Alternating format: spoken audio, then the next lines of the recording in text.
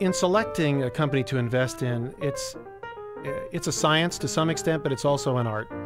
And obviously, different people who invest successfully, if you read their books or talk to them, they will tell you that some very much emphasize management.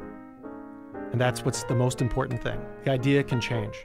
Others will say, it's looking at big markets. Most important to identify really large emerging markets, to be able to predict when a market is going to be emerging that is large. So all those things matter, but in my case, and in our firm's case, we're very much over the years thought of as a startup venture firm, as opposed to a late stage firm. So there's not a lot of information always. You're always going to have things you don't know.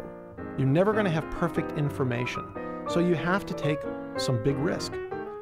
Taking big risk, though, doesn't mean necessarily to just, wildly or randomly invest. We have to look at the people. Is there something special about the founder? Or if it's a little later, something special about the management team. And by the way, in a company, the most important thing you will ever do as an investor is to identify and put in place a great CEO. At the end of the day, it's the single most important thing.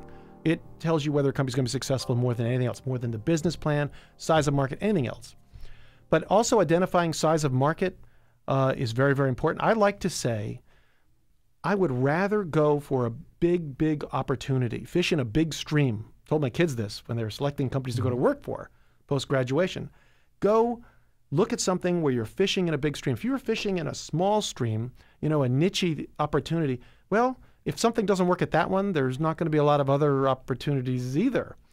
Where if you're fishing in a big emerging stream, there's lots of fish coming down, you're going to catch one here or there.